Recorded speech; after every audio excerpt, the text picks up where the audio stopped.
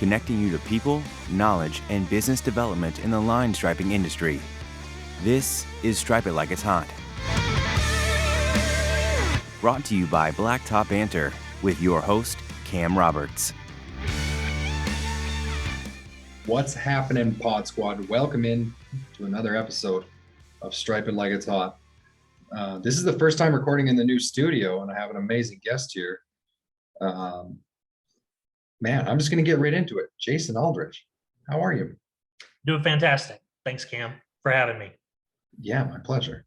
So you're the guy who's basically single-handedly responsible for causing uproar on Facebook with like robots and technology stealing our jobs. And so you are the main guy. You're the founder and president of Turf Tank.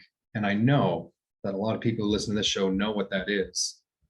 But if somebody's listening and they don't know what Turf Tank is, well, first of all, come out from under your rock. And second of all, tell us what Turf Tank is all about. Yeah, so kind of the dream started in 2016. I had a pretty extensive background in technology for a good part of my career. Got tired of the normal 9-to-5 office job and wanted to be a little bit more creative with my life and career. And so prior to 2016, I had worked as a regional sales rep for a sports tech company that really grew in the mid 2000s. It was a cloud-based video editing solution. So I was able to kind of learn the market and the vertical. So I spent a lot of time with athletic directors, football coaches. I actually was a football coach myself.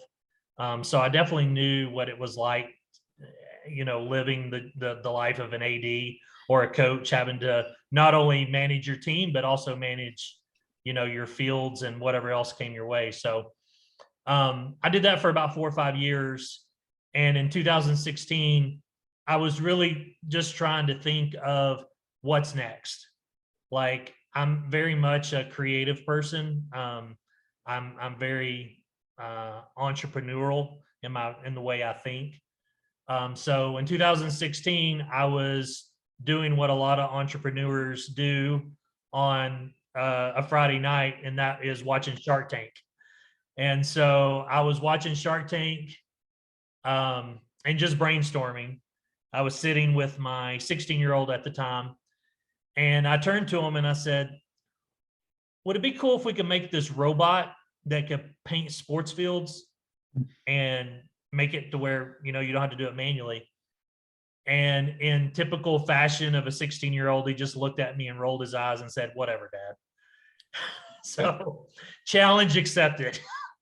So it just kind of got in my head, and I just started thinking about it. Started doing research to say, okay, is anybody out there that's done this? And I really couldn't find anyone who had kind of taken that challenge. So I started doing research. I posted a job on one of those random remote job sites for looking for engineers, because I'm not a programmer. So even though I had a background in technology, I definitely was not about to program a robot.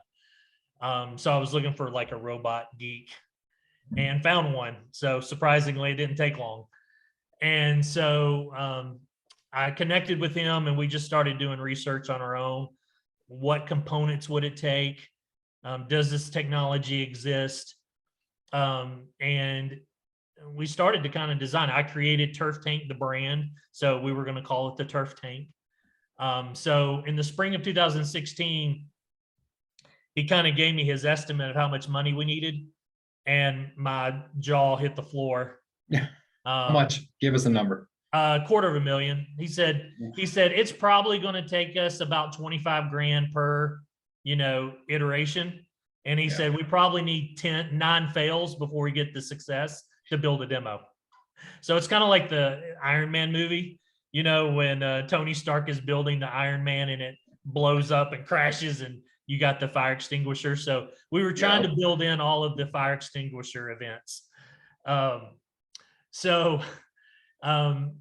while we were just continuing to do research, I found these two young kids in Denmark, ironically, who had developed a prototype of a robot.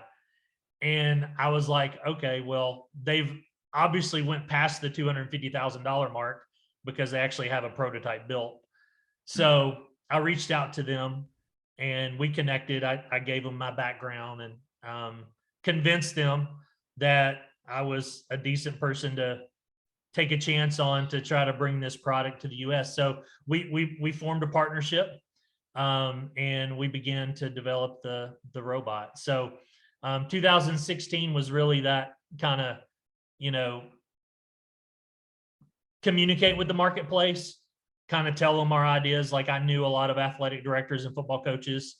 And it definitely was something that people were interested in. They were very skeptical. I think they had a lot of doubts of if a robot could paint a straight line, you know, reliably and accurately every time.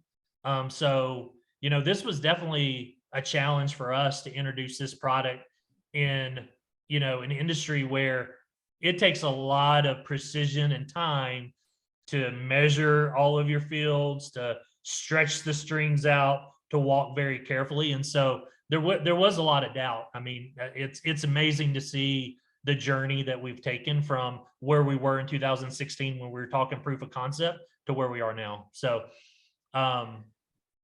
so we started that journey in 2016, and here we are. So it's been a wild ride. Man, I'll bet. I got like 18 questions. I'm gonna start with a weird one though. Like, is this common for head coaches, athletic directors to basically figure out the field markings themselves? Is that who you guys are predominantly catering to with the solution? Yeah. So, you know, each, when I say a vertical market it's a little bit different, and it also varies by region or government. So, you know, in your public sector, let's say in the Northeast of the United States, you have a lot of facilities, a lot of unions. So it's union driven where, you know, you have a facilities person and they paint the fields. In the South, it's more, hey, if you're the football coach, you're in charge of painting the field. You know, These that guys sort of got thing. better things to do. Yeah, exactly. So it varies by state and region. So sometimes it's a governmental worker, but then in some parts of the country, it's the coach or the athletic director, and they'll find the booster club. And of course, with a lot of your nonprofit soccer clubs, it's a lot of parent volunteers. You've got a lot of parents that, you know, I remember visiting a large soccer complex out in California, and they walked me into like their room, and there's like 30 walk behind aerosol spray machines, and they're just hanging. They're like hanging like it's like you walk into a lodge and seeing, you know, raccoon skins on the wall. And basically they had that night where on a before the season, and every so often all the parents were to come out, grab their machine, and they had a line to do. So it just varies. I mean, it's very interesting how people, you know, paint their fields and how they strategize and who's in charge of it. So, you know, that's a part of the sales process. So there's a lot of different talking points that we have to have when we introduce the product. You kind of have to know your market. You know, are you talking to, you know, a governmental agency that has labor union laws and they're really worried about losing their job, or, you know, do you have basic volunteers that are normally doing it? So it's been a learning curve over the years, just to learn how to talk to each of those types of organizations. No doubt. And I'll bet you it's going to change, right? As automation and robotics advances. Yeah, more and more people get into it. And we'll talk about that at the end. Yep. I'm always fascinated when you hear the 5-minute version of people, you know, how they started, the inspiration for it. And I like how you just slide that in there in the 5-minute version. Like, I didn't know anything about engineering, so I just went and hired an engineer. Like, that's not a normal person thing to do, Jason. I'm sure you know that, but that's the entrepreneurial mindset, right? It's like, I don't know how to do this. I'm just going to go figure it out. In this case, hire somebody. Like, were you like scared crapless? Like, what is it like trying to engage an engineer in robotics, which is literally something you have no knowledge about?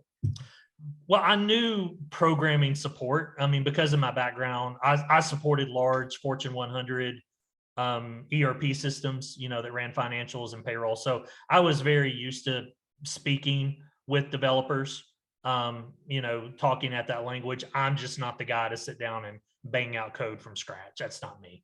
But what I was confident about was I knew the market. I mean, I knew the sports industry very well. I knew sports. I played high school. I played baseball and football.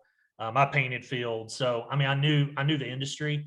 And I had a lot of confidence working with that previous company in sports tech. So I knew that if we could get a product that works, I could deliver it and build a strategy to take it to the US. And now we're pretty much worldwide too. But so yeah, no, it was the two things that were super important to me was, number one, the technology needed to be super sound. It needed to deliver what we say it would deliver. And two, we needed to have a really strong customer support base. We strived at the very beginning that every customer meant the world to us. And I think that allowed us to get over that hump of the doubt of the product. Is we spent so much time with our early adopter customers. So I'll go back in 2017. It took all year to have 4 customers. So just to give you an idea. So it took the whole year of 2017. In the month of December of 2022, we sold 100 units. So just to give you an idea, in the month of December, we sold 100 robots. It took us a whole year to sell 4 in 2017. So with those 4 customers, and then the next year it was like 35 customers. The next year was like 60 customers. Those first 100 customers, they knew they could call my cell phone. They knew they could call our other support, guys, as we were building the company. And we got a lot of great comments that they're like, Jason, even though you're a startup company, you guys give us the same type of support as some of these large sports equipment type vendors that we spend millions of dollars with, and you guys actually surpass them when it comes to customer service. That's because that's how much we knew we had to go the extra mile, because we had to really prove ourselves in this industry. So, and we just kind of built upon that. Dude, yeah, I'm thinking about that from somebody's perspective. You buy an expensive robot. This is new technology. You've never seen it. Yeah, you better hope to answer the phone when you got a problem. Oh man, Good for you guys. Yep. So let's get like if you're like me, you said you're the entrepreneur mindset, so you probably care more about the big brain stuff, the visionary, where everything's going. But like, how does it actually work? Like, I see a lot of people online asking questions about this technology. So how does the turf tank do its thing? Yeah. So we have a computer on the robot, just like, most machines. And so in that, we have robotic algorithms that uses GPS RTK technology.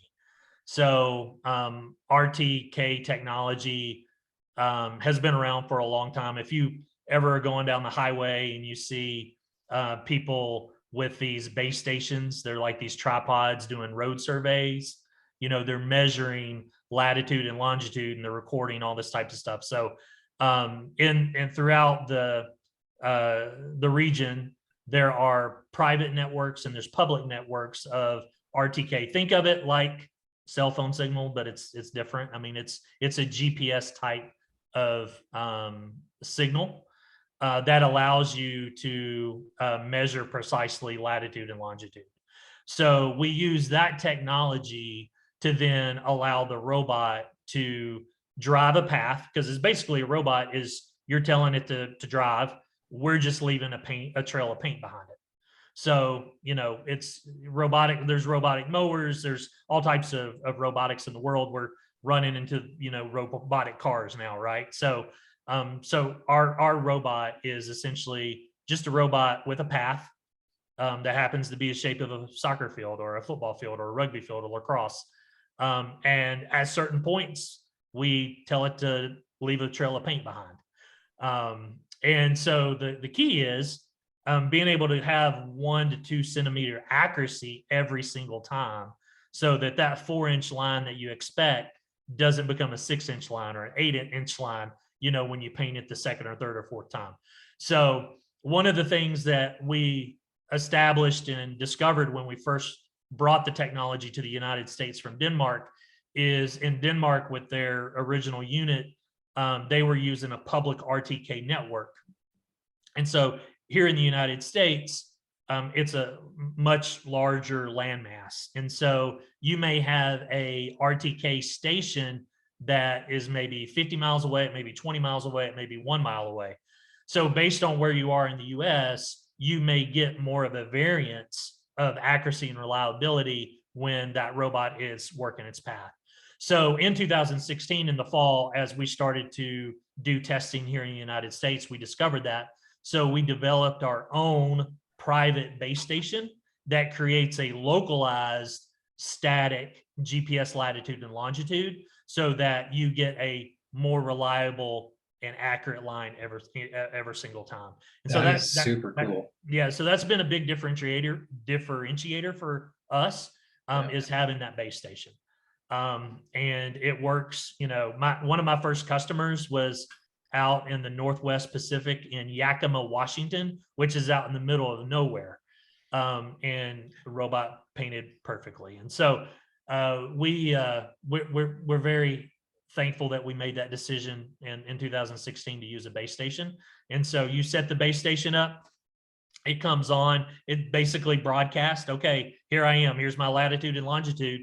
And then with the software on the tablet, you drop a field. I want a soccer field right here. And it will know that starting point of that latitude and longitude, and then it's math after that. And it repeats that path every single time. And then you have the options of changing sizes or shifting fields or whatever. But the concept is, if you want that field to be your field forever, it'll be that field forever. Now you have to put the base station in the same spot every time. So the turf manager will set that base station up for a certain area, and it will, you always put it there. So. What's up, Pod Squad? This episode of the show is brought to you by our friends at Mighty Line Floor Tape. So, true story, our company started using Mighty Line. We found the product like half a year ago, 2023, we found it, and we started using it, and I was blown away. The product is incredible. And so many of us in the striping industry want to do interior striping, but we also know that interior striping on concrete usually does not work out very well. This is a fantastic solution. If you have customers that want safe walk lines or customized floor decals, check out their website on Mighty Line. It's incredible. They have an awesome portfolio of stuff. And if you've never tried the product before, head to the website, let them know that you got the info from the podcast, and they will actually send you a free sample box. Check it out, Mighty Line Floor Tape. We are so grateful for them to be sponsoring the podcast. This is cool stuff, man. So what was the response like going from 4 customers a year to, what was it, 100 in December? Obviously this is catching on fast. What are you hearing from people in athletic? Yeah. So what I love about this product is we have some of the top professional organizations in the world using this, all the way down. Name names. Manchester City in the Premier League. That's a big one. Yeah. Here in the United States, we've got the Tampa Bay Buccaneers. We've got the Cincinnati Bengals. We have the LA Galaxy. We've got the New England Patriots just signed today. They had one several years ago. They got away from using it, but now they said, hey, we want it again. So Gillette Stadium up in New England, they just got it. The largest sports complexes in the United States use it. In Canada, actually, University of British Columbia, the Vancouver Whitecaps, they have it. If you know Moncton, the city of Moncton, I think that's on the eastern side of Canada, I believe, maybe. Oh, New Brunswick. Yeah, it's way over there. Yeah. New Brunswick. Yep. So we have a lot of requests in Canada. We're actually hiring an Eastern Canada and a Western Canada sales rep. So if any of your listeners want to go to turftank.com, we'll be posting that soon. So we definitely want to, be doing active business in Canada. But yeah, we have huge there's a huge sports complex out in Arizona that I think they say they're the largest venue in the world now. It's all synthetic turf. And so all of the fields are totally blank. There's no inlaid lines, and they have 2 of our robots. And so they paint whatever event. So this weekend they may have a lacrosse tournament. Next weekend it may be soccer. The next weekend it may be flag football. They use our robots to paint. So most of our customers are using it on natural grass, but we do have synthetic turf customers as well that utilize the robot. But the cool thing, I mean, obviously the big names, as we were, the University of Alabama uses it. And when you tell people that, the response is, well, of course the University of Alabama uses it. But then I go, but did you also know that this little small, Harbor Beach, Michigan uses it, up in the northeastern part of Michigan with like 1,200 people in the town, they have a robot. And so we have such a huge variety of customer types that use it. And I think it just speaks to the quality of the product, but also the affordability of the product and how it's solving the problem, which is people just don't want to paint manually. It is a pain. It is, it's a very time consuming. And if you want it to look good, it takes a lot of time and effort. And we live in a day where automation is huge. And this is a product that solves that problem. And so our statistics show that we save people time, we save people money. We don't take away from jobs. If anything, we enhance people's jobs. Like if you're at a municipality and you're the guy that's normally painting fields manually and you get trained to use the robot, guess what? You now have the coolest job in the municipality. You are the robot operator. You are Mr. Turf Tank at that municipality. And so your job skill just shot through the roof because you're using robotics in your job. And that person can learn how to use that robot and set it, let it do its thing, and they can go do other tasks that are on their schedule, like moving soccer goals or weed eating or mowing or whatever it may be. And so we don't take away people's jobs at all. If anything, we enhance productivity. Man, that's ridiculous. Like market potential, like you say, Canada, every country in the world has athletic fields and needs this kind of service. That's super cool. I'm glad you touched on the job thing because I don't know. Are you active on Facebook? Well, like I'm painting groups and stuff. Yeah. Okay, so you've seen the response of some of the people, right? Like, oh, we're all going to just be like watching robots and we won't have jobs. So I'm glad you touched on that. I think automation is so young. There's so much to learn, so much to figure out. Do you see, maybe it's not in Turf Tank's plans, or maybe it is, and you're going to tell us, but do you see that automation happening more into road marking, pavement marking, highway marking, things like that? Yep, potentially. I think there are some robotic road survey type equipment out there. I think that one of the challenges, I guess, with painting roads is you're moving a long distance. So like you wouldn't set up a base station and then move it again. You know what I'm saying? So we're operating in a more static. I do think that we would be more to do something like parking lots. Our robot is designed with a low pressure sprayer. It's only 50 PSI. So we're spraying a very I think it's called high viscosity paint. It's almost thin because you're just not going to put the heaviness of a paint that you use for a parking lot. But that's not to say we couldn't use the same technology to create like a large, robot that paints parking lots. So I could see that in the future for us, but we really want to dominate sports fields because, like you said, they're everywhere. I mean, I think we should cross 2,500 customers totally worldwide this year. I think we're shooting to sell about, like I said, I mean, we sold 100 robots in December. So I mean, you do the math. If we're selling 100 robots a month, that's 1,200 a year. So there's still a lot of sports fields to get this robot to. So that's our number one priority. But as we grow and expand and mature as a company, I'm sure there'll be other things that we come out with. That's the impressive thing. Like 2016 was like yesterday, right? Like it's not a lot can happen in that time, but man, your guys' growth has been phenomenal. But so if somebody didn't know anything about turf tank like I did, right? I stumbled across something online, which led me to an Instagram video, which led me to watching more Instagram videos. So it's pretty obvious what it does. You see a robot painting, which immediately triggers in people's mind, this is a cool product. I want to know more about it. But is there something about turf tank that people don't know that you feel like as the CEO and founder, they should know about it, whether it's some sort of feature, like all we see is a robot that's automatically doing stuff. Is there something more that we should know, or like a common hesitancy that a client might have about this? Well, I think some people are sometimes intimidated. I mean, obviously, you look at the a lot of so you kind of have two sides of the spectrum when it comes to the age range of those operators that are painting fields, right? You've got the young kids right out of college, and then you've got the older guys that they've been doing it for 20, 30 years. So the younger generation picks up the app, they learn it fairly quickly. Our seasoned, turf managers, they're maybe a little bit more intimidated when, their boss, who's the executive director, says, hey, by the way, we're getting this robot that you're going to start using. There's that initial kind of, hesitancy, but we made the app super easy to use. It's very, very functional. It's very easy.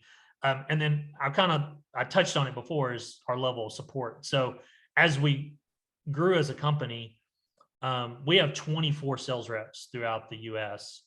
And then we also have, I think, 14 operations specialist engineers. So in every territory, we have a sales rep and we have an operations guy. Additionally, we have a help desk at our corporate headquarters in Marietta. We also have a sales office in Omaha, Nebraska. We have a West Coast warehouse in Phoenix, Arizona, where we're hiring more support as well. So we call it the Turf Tank Army. So if you become a customer of ours, you're like in this ecosystem of bouncing off ideas, solving problems, knowing that you can get help. I mean, we've had customers that they're close by, and let's say somebody has a failure on something, because it's machinery, right? Things do break down. So let's say something breaks, we can call up a customer that's 10 or 15 miles away and say, hey, Cam has got to get his field painted tomorrow. Is there any way you can take your robot over there? And we have customers that'll do that. So we kind of have this internal turf tank army of our employees. We have nearly 150 employees worldwide. About 85 are in the US. And then we have, like I said, over 1,500 customers. And so we've created a really cool dynamic and culture of people. They love the turf tank brand. They love the culture and the values that we bring. So I think that's what's special about the company. So it doesn't bother us when we see the social media posts like, oh, this is the way it works, they're taking jobs or whatever, because those same people, they end up becoming customers and they're like, I can't imagine life without it. And so it's kind of cool to just kind of see that progression.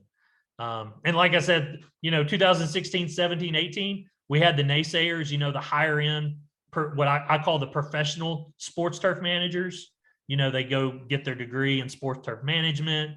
They're like, there's no way there's no way I'll ever use a robot to paint my fields. And now they're using, almost all of the SEC schools use the robot. A lot of the ACC schools, we have NFL teams, pro soccer teams, so it's just kind of cool to see that dynamic of growth and, appreciation of what our company is about. Dude, it's so cool. So just quickly, I know when we connected there a few weeks ago, and I was super slow getting this organized, my apologies. When we connected on the phone, you told me there's almost like two different models. Is that right? Or there's going to be a second model? And how does that work? Do you buy the robot and a subscription? How does that go? Yeah, so 90% of our customers use our subscription-based model. When we first introduced the robot in 2017, and 18, we only had an outright purchase option. If you know anything about municipalities and budgets, it can be a very slow and tedious process to get a, $40,000 purchase in your budget. So we kind of weathered that storm in 2018, 17 and 18. But then in 2019, we brought on some new investors who really bought on into the vision of a subscription-based model, which is risky on the front end for us because, we're telling you, hey, look, give us a couple $1,000s, we'll get this robot to you. You'll pay as you go. We're going to deliver, and we're going to trust you're going to want to pay for it. So, we really embraced that model in 2019, and it makes it really easy to get the robot in the hands of customers. We make it very affordable. We're self-financing that. So our investment team, they do it. We aren't having to go, borrow tons of money and have or charge customers interest on, financing this robot. So that's been a big differentiator for us. And then as it comes to models, we'll probably come out with other, robot sizes, probably a smaller robot, maybe one day a bigger robot. We just released our new software that kind of after 5 years or so, you kind of want to introduce, you kind of want to make a change to your app and take what you've learned from customers and suggestions, that sort of thing. So we just released that last summer, and that's been a real big hit. So yeah, we're constantly changing. We have a pretty large development staff now in Denmark. We have a couple of programming analysts here in the US, but we have a big dev team who's thinking as creative as we possibly can for the product. Man, that's so cool. Well, seeing as how you're the entrepreneur brain, like you said, you are, I'm sure you have some sort of idea what it looks like 5-10 years from now, like specifically for Turf Tank, but even just automation in general. What do you see happening? I mean, I would say that you're kind of at the most credible person to speak on that. So where do you see things happening 5 to 10 years?